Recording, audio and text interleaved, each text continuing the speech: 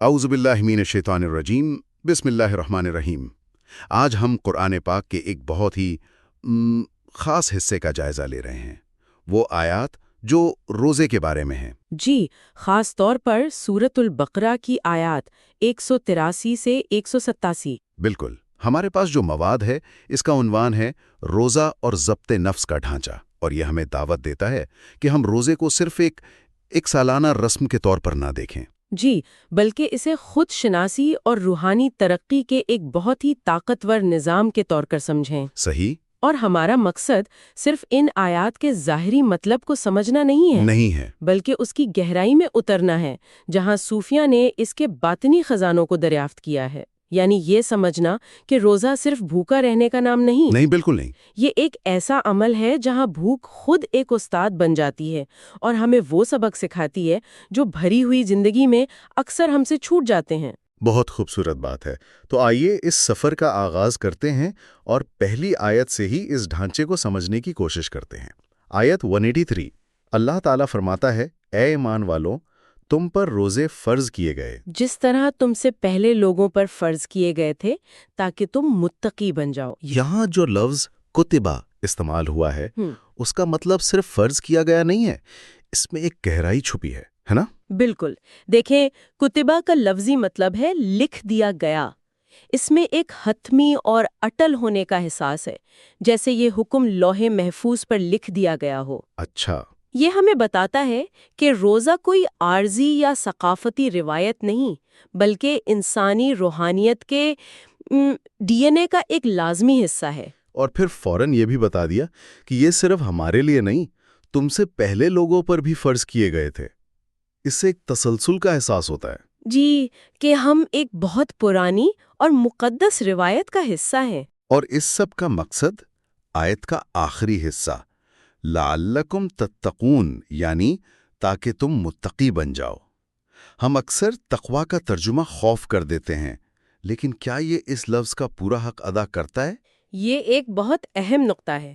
تقوی صرف ڈر یا خوف نہیں ہے، اس کا اصل مادہ ہے وقایہ، جس کا مطلب ہے بچانا یا حفاظت کرنا۔ حفاظت کرنا۔ تو تقوی دراصل ایک روحانی بیداری کی کیفیت ہے، ایک شعور کی کیفیت جس میں انسان ہر لمحہ اللہ کی موجودگی کو محسوس کرتا ہے اور خود کو ہر اس چیز سے بچانے کی کوشش کرتا ہے جو اسے اللہ سے دور کر دے۔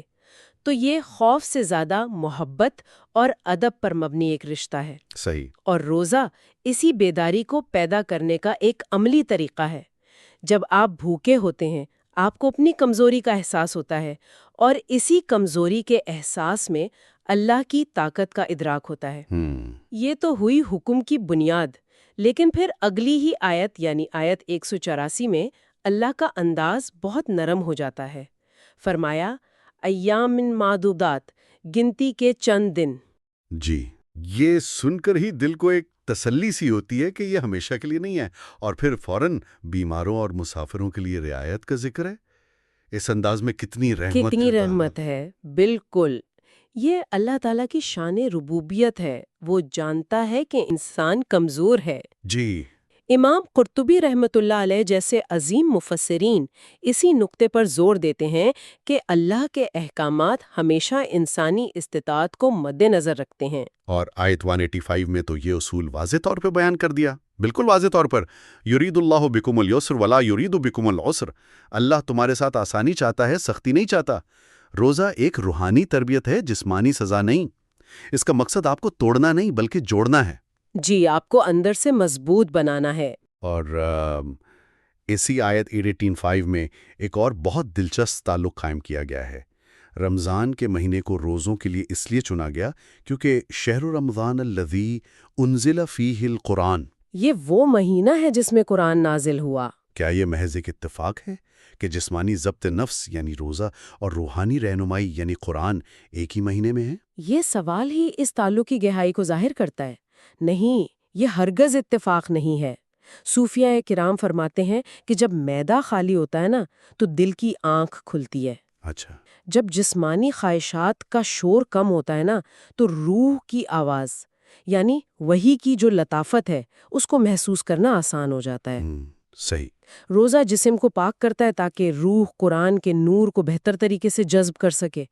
اسی لیے تو رمضان میں تلاوت قرآن اور قیام اللیل پر اتنا زور دیا گیا ہے. یہ دونوں ایک دوسرے کو تقویت دیتے ہیں. اور اس سب کا نتیجہ کیا ہونا چاہیے؟ آیت کے آخر میں فرمایا وَلَعَلَّكُمْ تَشْكُرُونَ، تاکہ تم شکر گزار بنو. ہدایت ملنے پر شکر گزاری اور اس شکر گزاری کے اظہار کا بہترین طریقہ روزہ ہے. یہاں تک تو بات احکامات کی ہو رہی تھی، ان کی حکمت اور رحمت کی. لیکن پھر ان تمام قوانین اور تفصیلات کے بالکل بیچ میں آیت 186 آتی ہے اور گفتگو کا رخ ہی بدل جاتا ہے. جی ایک دم سے. اللہ تعالیٰ فرماتا ہے اور جب میرے بندے آپ سے میرے بارے میں پوچھیں تو میں بہت قریب ہوں. میں پکارنے والے کی پکار کا جواب دیتا ہوں جب وہ مجھے پکارتا ہے. یہ آیت یہاں کیوں ہے؟ اس کا روزے کے احکامات سے کیا تعلق ہے؟ اس آیت کا یہاں آنا ہی قرآن کا معجزہ ہے. یہ اس پورے ڈھانچے کا دل ہے. آپ غور کریں، قرآن میں اکثر جب نبی اکرم صلی اللہ علیہ وسلم سے کوئی سوال پوچھا جاتا ہے تو حکم آتا ہے قل، آپ کہہ دیجئے. جی. لیکن یہاں یہ لفظ موجود نہیں. اللہ تعالیٰ براہ راست خود جواب دے رہا ہے فَإِنِّي قریب، میں قریب ہوں. یہ ایک بہت ہی ذاتی اور براہ راست تعلق ہے. بہت ذاتی. یہ آیت ہمیں یہ راز بتا رہی ہے کہ روزے کا اصل مقصد اسی قربت کا احساس پیدا کرنا ہے. جب انسان اللہ کے لیے اپنی سب سے بنیادی خواہشات، کھانا پینا، ان کو ترک کرتا ہے تو وہ اپنے نفس کے پردے کو ہٹاتا ہے. اور جب وہ پردہ ہٹتا ہے تو بندہ محسوس کرتا ہے کہ اللہ تو ہمیشہ سے ہی قریب تھا. گویا بھوک اور پیاس کی حالت میں جو دعا کی جاتی ہے اس میں ایک خاص اثر ہوتا ہے، کیونکہ اس وقت انسان اپنی کمزوری اور اللہ کی قدرت کو سب سے زیادہ محسوس کر رہا ہوتا ہے. بالکل. اس وقت انسان کی میں ٹوٹی ہوئی ہوتی ہے، تکبر پگھل چکا ہوتا ہے. اس حالت میں جو پکار دل کی گہرائی سے نکلتی ہے نا، وہ سیدھی عرش تک جاتی ہے. یہ آیت روزے دار کے لیے ایک انعام ہے، ایک یقین دہانی ہے کہ تمہاری یہ مشقت رائے گاہ نہیں جا رہی. میں سن رہی ہوں اور میں بہت قریب ہوں. یہ تو ہے ظاہری احکامات، لیکن یہ آیت 186 جو قربت کا راز بتاتی ہے، ایسا لگتا ہے کہ ہمیں ایک گہرے مطلب کی طرف اشارہ کر رہی ہے. صوفیہ نے اسی اشارے کو پکڑا ہے نا؟ یقیناً وہ روزے کو صرف معدے کی مشق نہیں سمجھتے، وہ اس کی روح میں اترتے ہیں. کیسے؟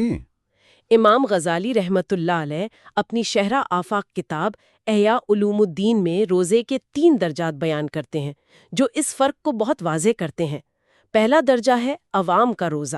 عوام کا روزہ یہ صرف کھانے پینے اور جنسی خواہشات سے رکنے کا نام ہے. یہ شریعت کا بنیادی تقاضا ہے اور بہت اہم ہے. یعنی قانون کی ظاہری پابندی جو کہ بنیاد ہے.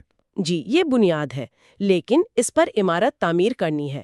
دوسرا درجہ ہے خواص کا روزہ. اچھا. یہ اپنے تمام اعضاء کو گناہوں سے بچانے کا نام ہے. آنکھ کا روزہ یہ کہ وہ کوئی حرام چیز نہ دیکھے. کان کا روزہ یہ کہ وہ غیبت یا لغو بات نہ سنے. زبان کا روزہ. زبان کا روزہ تو شاید سب سے مشکل ہوگا. جی کہ وہ جھوٹ، غیبت اور فضول گوئی سے پرہیز کرے. ہاتھوں اور پاؤں کا روزہ یہ ہے کہ وہ کسی غلط کام کی طرف نہ بڑھیں. یہ روزے کے دائرے کو پیٹ سے نکال کر پورے وجود پر لاگو کرنا ہے. یہ بات تو میں ذاتی تجربے سے کہہ سکتا ہوں، خاص طور پر جب بھوک سے چڑچڑاہٹ ہو رہی ہو. شام 4 بجے کے قریب ٹریفک میں پھنسے ہوئے میرا تقویٰ اکثر خطرے میں پڑ جاتا ہے. روزہ واقعی ایک آئینہ ہے جو آپ کو دکھاتا ہے کہ آپ اصل میں کتنے بے صبر ہیں. آپ نے بالکل صحیح کہا. روزہ ہماری کمزوریوں کو سطح پر لے آتا ہے تاکہ ہم ان پر کام کر سکیں. اور پھر امام غزالی رحمت اللہ تیسرا اور اعلیٰ ترین درجہ بتاتے ہیں، خاص الخاص کا روزہ. خاص الخاص کا روزہ یہ دل کا روزہ ہے، یعنی اپنے دل کو اللہ کے سوا ہر خیال، ہر فکر اور ہر محبت سے خالی کر لینا. یہ وہ مقام ہے جہاں دل صرف اور صرف اپنے رب کی یاد میں مصروف رہتا ہے. یہ وہ روزہ ہے جو صرف جسم سے نہیں، روح سے رکھا جاتا ہے. یہ تصور کے اندر کی خالی جگہ ہی اصل مقصد ہے. یہ بہت گہرا ہے. امام قشیری رحمت اللہ نے بھی اسی سے ملتی جلتی کوئی بات کی ہے نا؟ جی امام قشیری رحمت اللہ فرماتے ہیں وہ کھانے سے روزہ رکھتے تھے تاکہ قربت کی دعوت کھا سکیں. واہ کیا خوبصورت جملہ ہے. وہ دنیاوی غذا اس لیے چھوڑتے تھے تاکہ روحانی غذا یعنی اللہ کے قرب کا ذائقہ چکھ سکیں. بھوک جسم میں ایک خلا پیدا کرتی ہے اور یہی خلا روح کے لیے جگہ بناتا ہے تاکہ وہاں معرفت کا نور بھر سکے. جب جسم ہر وقت بھرا رہتا ہے تو روح اکثر گنودگی میں رہتی ہے. اور مولانا رومی وہ تو بھوک کے اس تجربے کو ایک الگ ہی رنگ دیتے ہیں. وہ اسے تکلیف کے طور پر نہیں بلکہ ایک رحمت کے طور پر دیکھتے ہیں. جی، وہ کہتے ہیں بھوک وہ بادل ہے جو حکمت کی بارش برساتا ہے. وہ بھوک کو ایک آگ سے تشبیہ دیتی ہیں جو ہمارے اندر کی کھوٹ، ہمارے تکبر اور ہماری نفسانی خواہشات کو جلا کر راکھ کر دیتی ہے.